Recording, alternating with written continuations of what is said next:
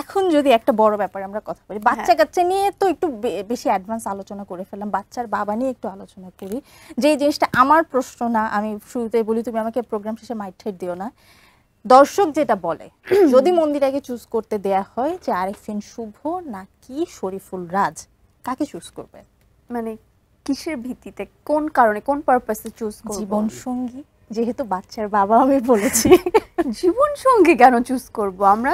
যদি তোমার কাছে কেউ একজন প্রশ্ন করে, তোমার অনেক বিগেস্ট ফ্যান এসে বললো যে আপনাদের দুইজনের কেমিস্ট্রিটা খুব ভালো লাগে অন স্ক্রিনে, সো অফ স্ক্রিনে যদি তোমাকে সুযোগ দেয়া হয়। এক্স্যাক্টলি, আমি বুঝতে পেরেছি। এখন আমি তাদের উদ্দেশ্যে বলতে চাই, জীবন সঙ্গী বাছাটা অনেক ডিফিকাল্ট।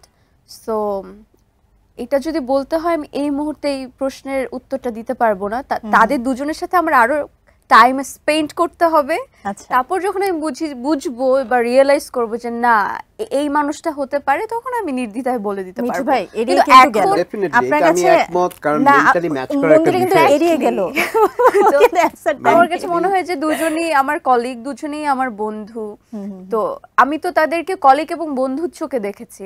তো যখন আমার মাথায় ওটা থাকবে যে লাইফ পার্টনার অর সামথিং, তো সেও আমাকে ওভাবে ট্রিট করবে, আমিও তাকে ওভাবে ট্রিট করবো, তখন আমি বুঝতে পারবো যে এক্স্যাক্টলি কোন মানুষটা আমার জন্য রাইট। তুমি যদি এখন আমাকে প্রশ্ন করো, আমি তোমাকে বলতে পারবো কোন কো-অ্যাক্টরটা আমার জন্য ভালো, কোন কো-অ্যাক্টরটা মন্দিরের জন্য ভালো। দুজনে। এই তো দেখেন মিঠু ভাই আমাকে কিন্তু বলেছে যে সে স্পেসিফিক অ্যানসার দিবে, এখনো দেয়নি। দুজনেই বেস্ট, দুজনেই বেস্ট নিঃসন্দেহে। তুমি আরিফিন শুভর সঙ্গে যেহেতু সে কো-অ্যাক্টর ছিল, তার সঙ্গে তো এই সিনেমা দেখা হয়েছে। তোমার আরেকটা বেস্ট ফ্রেন্ড, সেটা হচ্ছে শরীফুল রাজ, তার সঙ্গে কি বসে এই সিনেমাটা দেখা হয়েছে কিনা? না, সে খুবই চেয়েছে আমাদের সাথে একসাথে বসে আমাদের সিনেমা দেখবে, কিন্তু এখনো পর্যন্ত যেমন আমিও দেখবো করে প্রমোশনের জন্য হয়ে উঠতে পারিনি। সবারই সেম অবস্থা আমার মতো। তার সিনেমাও তো তাহলে তোমার দেখা হয়নি? না। রাগ করেনি তোমার বন্ধু? না, একদমই না, দেখে ফেলবো। আমরা প্ল্যান আছে, আমরা অলরেডি শুরু করছি।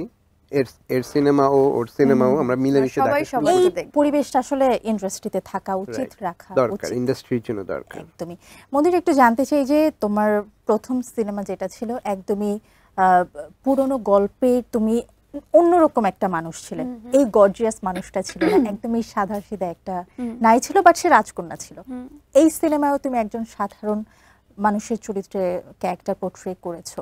বাট আমাদের দেশে এখন যেটা হয় যে ছবি মানে অনেকে মনে করে, অনেক দর্শক মনে করে শাকিব খানের সিনেমা হতে হবে, আইটেম সং তো থাকতেই হবে।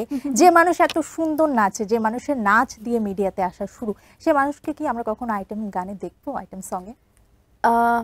অবশ্যই, কেন দেখবে না? আমি আর্টিস্ট, আমি সব ক্যারেক্টারই প্লে করব এবং আমি নাচের মেয়ে। আমাকে দিয়ে যেটা সম্ভব এবং সাবলীল লাগবে আমাকে দেখতে, আমি সেটা করতে খুব স্বাচ্ছন্দ্য বোধ করি এবং সেভাবেই আমি কাজটা করতে চাই। ইন ফিউচার আমি ভার্সেটাইল অ্যাক্টর হতে চাই, সবাই যেন আমাকে নানান রূপে দেখতে পারে।